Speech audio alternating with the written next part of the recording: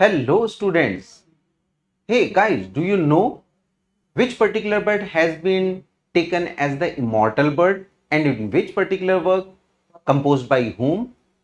Do you know how many parts are there in an Pindaric ode and what are the basically movements of them? If the answer is no, you must do this class.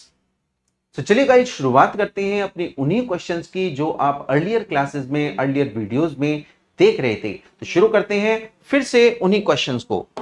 लेते हैं सबसे पहला question, who celebrated Cromwell's return from Ireland through an ode. तो answer हमारा क्या जाएगा? क्या ये बेन जॉनसन है, मिल्टन है, मार्वेल है या फिर रॉबर्ट हैरिक है? तो गाइस ये बेसिकली है मार्वेल। तो Andrew Marvell has been taken at celebrating the Cromwell's return from Ireland, और इसमें बेसिकली वो एक ओड लिखते हैं। तो ode on the return of Cromwell from Ireland is an ode by Andrew Marvell. अगले क्वेश्चन की बात करते हैं यहाँ पे, what are strophe, antistrophe and epode in an Pindaric ode. So basically guys यहाँ पे देखेंगे पिंडैरिक ओड में आप क्या क्या देख रहे हैं, स्ट्रोफ है, एंटीस्ट्रोफ है और इपोड है। बेसिकली क्या है, आंसर हमारा यहाँ पे जाएगा B. They are the three stages. क्या है गाइस? थ्री स्टेजेस हैं of movement of the singers of the Pindaric ode। Basically मैं आपको यहां पे बता दूं कि इसमें होता क्या है।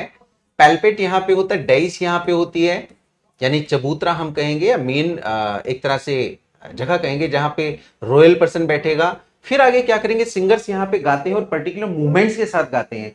तो एक बेसिकली स्टेंजा का जो फर्स्ट पार्ट वो गाते हैं वो राइट से लेफ्ट में जाते हैं, they go from right to left, और जो भी वो सिंगिंग करते हैं वो सिंगिंग गाइस क्या कहलाती है, स्ट्रोफ। तो बेसिकली राइट टू लेफ्ट का मूवमेंट जब वो डांस करते हुए करते हैं, डांसिंग करते हुए करते हैं, ये आपका strophe. Then they come from left to right, इसे आप क्या कहेंगे, एंटी स्ट्रोफ। और गाइस लास्ट में वो क्या करते हैं, दे कम इन अ सर्कल, वो एक सर्कल में आ जाते हैं और फिर यहां पे डांस करते हैं। ये बेसिकली क्या कहलाता है, इपोड। तो इसी से मिला के एक स्टेंजा बनता है। तो ये बेसिकली किस में आते हैं गाइस, ये पार्ट्स हैं आपके पिंडैरिक ओड के। किसके हैं, पिंडैरिक ओड। तो हमारा आंसर यहां पे क्या बनता है, it is three stages in which singers moves from left to right, right to left, then in a finally in a circle. अगले क्वेश्चन की बात करेंगे, how many times the series of strope, anti-strope and dipode are repeated in Gray's Pindaric ode। Guys बड़ा अच्छा example है कि Thomas Gray की अगर हम ओड्स को देखें तो गाइस वो कैसी लिखी गई हैं, पिंडैरिक वे में, पिंडैरिक ओड के स्टाइल में। तो बेसिकली वहां पे स्ट्रोप, एंटी स्ट्रोप एटसेट्रा सब कुछ है। क्वेश्चन ये बना है कि ग्रे की जो पिंडैरिक ओड्स हैं उसमें ये स्टेंजास कितनी बार फॉलो किए जाते हैं, तो इट इज 3 टाइम्स। तो हम इनको 3 टाइम्स फॉलो करते हैं।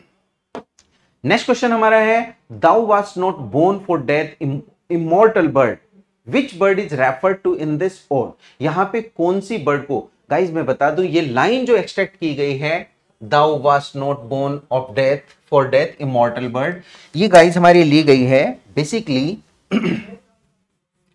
Odd to the nightingale, the nightingale. तो नाइटिंगेल पे ली गई और ये गाइस किसकी है, ये जॉन कीट्स की है, जॉन कीट्स। तो बेसिकली यहां पे क्या है, सी आ जाएगा। इमॉर्टल बर्ड किसको कहा गया है, द नाइटिंगेल को। अगले क्वेश्चन की बात करते हैं, अवर birth is but a sleep and forgetting, very important line.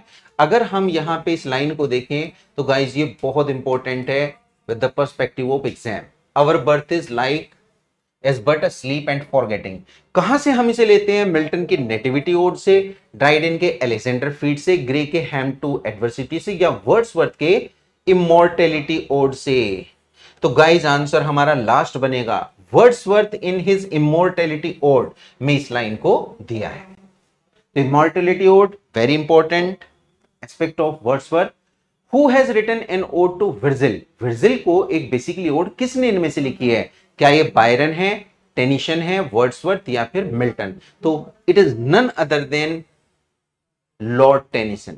तो गाइस ये लॉर्ड टेनिसन है, Lord Alfred Tennyson, who has written an ode to Virgil. Question number next आता है, who has written an ode for Ben Jonson. Ben Jonson के लिए basically इनमें से किसने लिखी है? क्या ये अब्राहम कावले हैं, रॉबर्ट हैरिक हैं, जॉन डन है या फिर मार्वेल हैं? तो आंसर हमारा यहां पे क्या जाएगा? Cavalier poet Robert Herrick. So it was Robert Herrick who had written this particular ode for Ben Jonson. Next question की बात करते हैं, who has written an ode to Thomas Moore. Thomas Moore के लिए बेसिकली किसने लिखी? Byron, Keats, शेली या Wordsworth? तो आंसर जाएगा हमारा जॉर्ज गॉर्डन लॉर्ड बायरन। तो it was Byron who had written this. Next question है हमारा, who mourns the death of Duke of Wellington in the form of an ode. Ode के रूप में बेसिकली डेथ किसकी है? Duke of Wellington. किसको कौन यहां पे एक तरह से मोर्न करता है? मिल्टन, ड्राइडेन, टेनिशन या फिर ब्राउनिंग? तो it was again Alfred Tennyson who mourns the death of Duke of Wellington. Next question की बात करते हैं, who has paid tribute to Napoleon in the form of an ode. Ode के रूप में अगेन हम देखते हैं ट्रिब्यूट नेपोलियन को कौन करता है? क्या ये बायरन है, टेनिशन है, शेली है या फिर आर्नोल्ड है? अगेन गाइस यहां पे आंसर देखेंगे हमारा आंसर बेसिकली क्या बनेगा? ये आंसर जाएगा ए, इट इज लॉर्ड बायरन। तो आंसर हमारा ए जाएगा लॉर्ड बायरन से।